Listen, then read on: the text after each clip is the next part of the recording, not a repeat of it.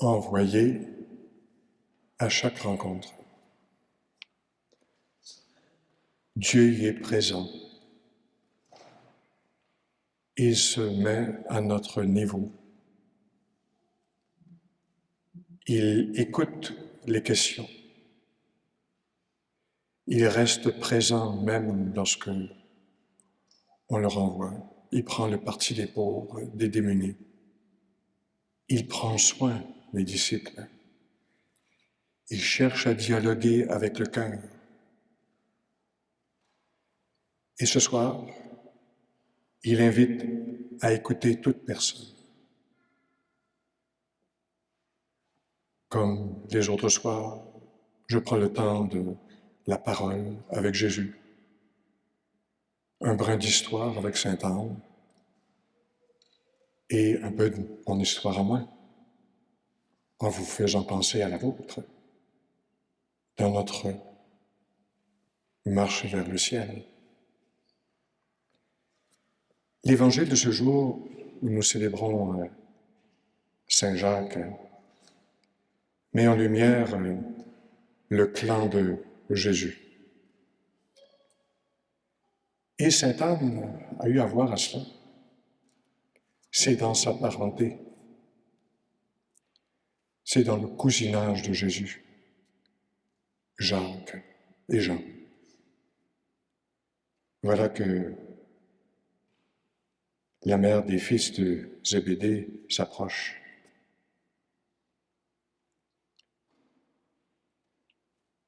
Elle veut le meilleur pour ses fils.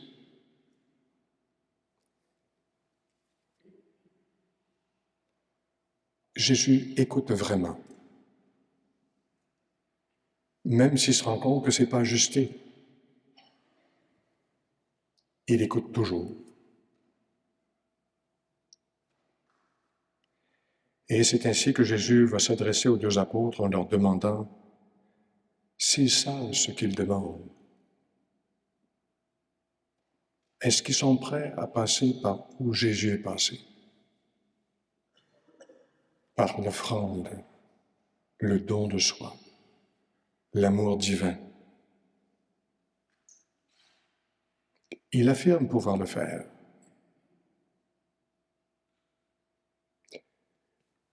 Ils le feront plus tard. Jésus, ces deux-là, les appellera les fils du tonnerre. Dans un autre passage, n'ayant pas été acceptés dans un village, ils ont voulu faire descendre la foudre du ciel sur ce village. Et Jésus, bien sûr, les en a empêchés, puis il leur a fait quelques reproches. Ils sont des ardents. Jésus écoute vraiment ses deux fils épris de vérité. Et ils arriveront à réaliser la promesse, même si, dans leur demande, ils ne se rendent pas trop compte de qu'est-ce qu'ils demandent vraiment. Les autres apôtres, entendant la mère de deux d'entre eux demander ça, s'en offusquent. Ça veut dire qu'eux autres compris ne comprennent pas.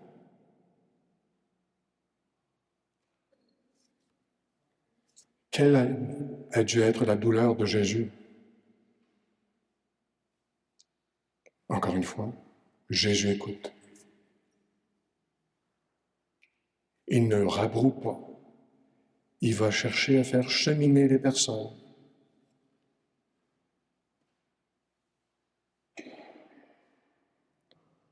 De même qu'il chemine avec nous. Ça devrait nous servir de signe. L'attitude de Jésus. L'écoute. Toujours l'écoute. Avec amour. Sans jugement négatif. Comme si, à travers la souffrance ou le désir de croître, qui peut ne pas être ajusté, Jésus accompagnait, redressait dans le sens de la volonté de Dieu. Et c'est là que Jésus va dire son secret. Jusqu'où va l'amour divin?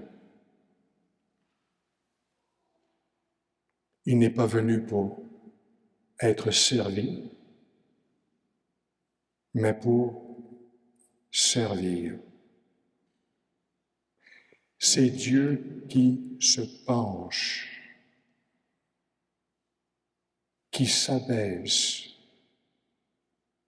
Vous pensez peut-être à une autre phrase, hein? Qui s'abaisse sera élevé. Interpréter toutes les actions de Jésus telles le lavement des pieds, sa proximité auprès des petits et des pauvres. Toujours dans ce sens-là, Dieu qui se penche. Et il invite les apôtres dans cette voie du service. Saint Luc redira ailleurs, le plus grand est celui qui sert.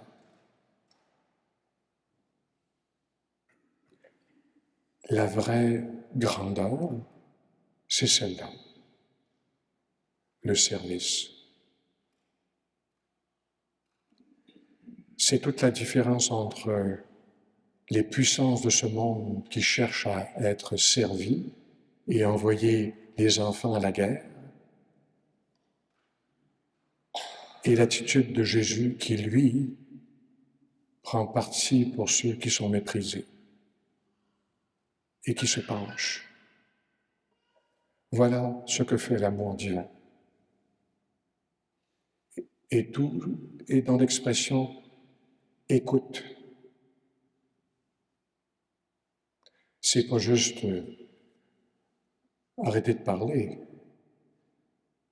avoir une disposition corporelle qui montre à l'autre que vous êtes en train vraiment d'écouter. Au besoin, vous pleurez avec ceux qui pleurent, vous riez avec ceux qui rient. Voilà la proximité d'amour. Le message est simple. Servir. Et tout chrétien, où qu'il se trouve, peut exercer son leadership, son témoignage dans le service. Peu importe la fonction. Une attitude du cœur, de l'intérieur, non? Tout part du dedans.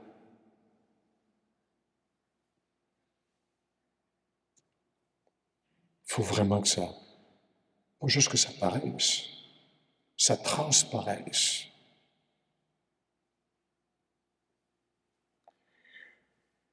Un brin d'histoire à Sainte-Anne.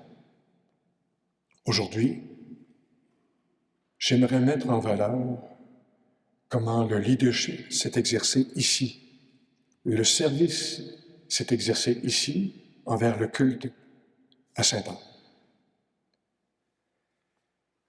Le pèlerinage de Sainte-Anne de la Pointe au Père est l'œuvre de Monseigneur Jean Langevin, premier évêque de Rimouski. Il semble qu'il ait songé dès son arrivée en 1867 à la dévotion envers Sainte-Anne, pensant aux marins des environs. Il eut cette pensée d'établir ce sanctuaire. Et c'est le 26 juillet 1874 que Monseigneur Langevin y bénit solennellement une première chapelle et il préside l'exposition et la vénération d'une relique de Sainte-Anne qu'il a apportée de Rome. Quelques jours plus tard, il en annonce la nouvelle à ses diocésains en précisant que cette chapelle deviendra un lieu de pèlerinage pour une grande partie de son diocèse, et particulièrement pour les navigateurs et les voyageurs des transatlantiques qui s'y arrêtent. pour y prendre ou déposer leur pilette. Il écrit « Combien d'entre eux n'éprouveront-ils pas le besoin d'entrer dans cette modeste chapelle pour prier, pour louer cette puissante protectrice ?»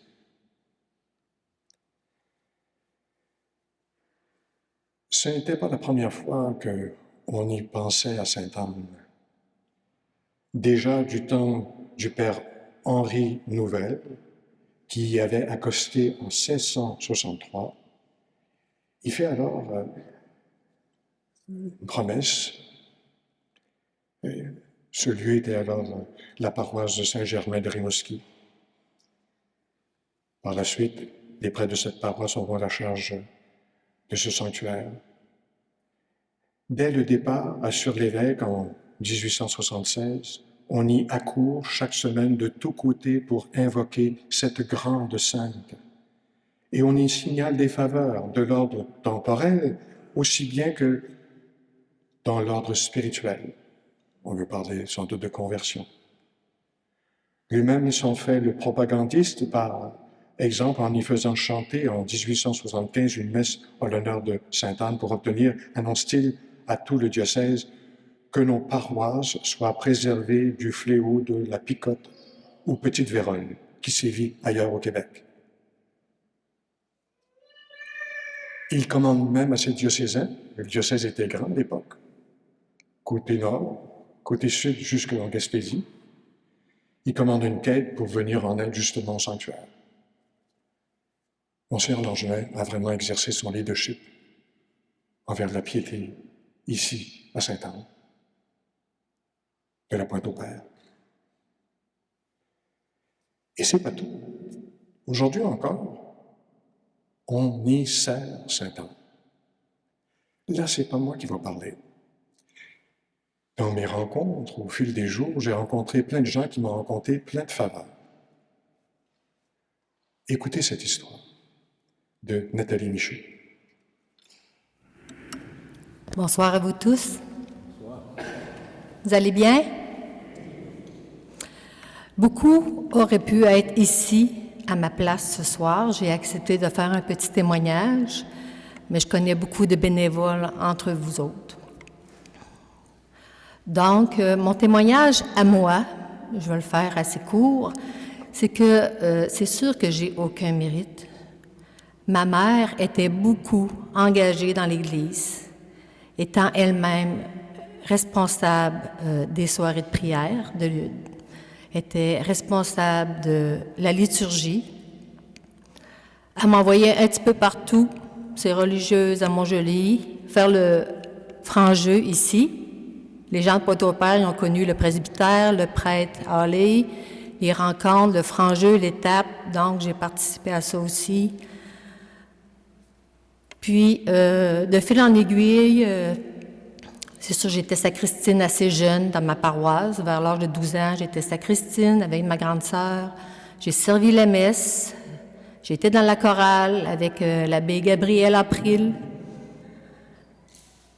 J'ai même aidé à une religieuse que j'appelais ma tante dans le temps parce que son père était marié avec ma grand-mère, Yvette Marceau.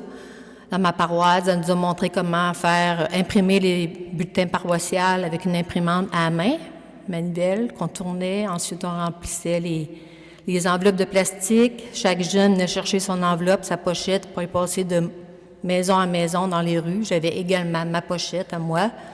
Donc, en plus d'imprimer, je passais dans les rues le feuillet paroissial. Fait qu'en gros, c'est ça. Maintenant, je suis responsable depuis 1 an et demi de l'église de Saint-Pédis, ici à Rimouski. Mais par contre, je ne suis pas attachée à une église. Moi, quand je mets le pied dans une église, peu importe le pays, la ville, quand c'est une église, je suis chez moi. Si quelqu'un a besoin d'aide, je suis disponible parce que je suis chez moi, dans une église, et je tiens à servir le Seigneur. Mon petit témoignage au sujet de Sainte-Anne. Ma grand-mère maternelle avait une dévotion à Sainte-Anne. À l'âge de 4 ans, j'ai fait mes premières crises d'épilepsie. Donc, je me suis ramassée avec régulièrement des électroencéphalogrammes, des médicaments à prendre. Je suivais ma mère partout parce qu'elle avait peur que je fasse des crises d'épilepsie. Mais ma grand-mère, elle s'est tournée vers Sainte-Anne. À un moment donné, j'ai reçu par la poste un annal de Sainte-Anne, qu'on appelait dans le temps, une revue de Sainte-Anne, avec un chapelet rose en corde. J'avais 4 ans, donc j'étais bien contente d'avoir le cadeau, le chapelet. L'annal de Sainte-Anne, je ne pouvais pas le lire, là. Donc, ce que je faisais, je m'amusais avec les petits jeux, on trouvait les différences, puis tout ça. Mais de fil en aiguille, je me suis mis à le lire, puis à réciter mon chapelet. Parce que déjà, dans le temps, à 4 ans, pratiquement tout le monde ici récitait le chapelet en famille. Hein? Donc, à l'âge de 4 ans, je connaissais mon Notre Père et mon Je vous salue Marie. Fait que je prenais mon chapelet rose de ma grand-mère, puis le soir, je commençais à réciter mon chapelet, mais je le finissais jamais, je m'endormais. Si on revient à ma maladie épilepsie, donc je continuais les traitements, je continuais les médicaments, puis à un moment donné, j'ai dit à ma mère, c'est assez. J'ai pris un pot de pilule, j'ai jeté dans la toilette. J'ai dit, moi, je ne prends plus ça, je suis guérie. Ma mère était un peu en panique. Va voir le médecin, il m'en prescrit d'autres. Non, je ne veux pas les prendre. Je suis guérie, je n'ai pas besoin de ça. Continue les électroencéphalogrammes. Maman a dit au médecin, arrêtez de lui prescrire des pilules, elle les jette dans la toilette, elle ne veut pas les prendre. Mais la morale de cette histoire, c'est que Sainte-Anne m'avait guérie. Donc, je ne suis plus épileptique. Voilà mon témoignage pour Sainte-Anne. Il y a beaucoup de témoignages qui auraient pu être faits ici. Dans le temps, on voyait beaucoup des béquilles, des souliers, des guérisons. Il y en a pas mal dans toutes les églises de Sainte-Anne. Donc, pour moi, la morale de cette histoire, c'est que c'est important pour les parents et pour les grands-parents de continuer à prier pour leurs enfants et leurs petits-enfants. Merci.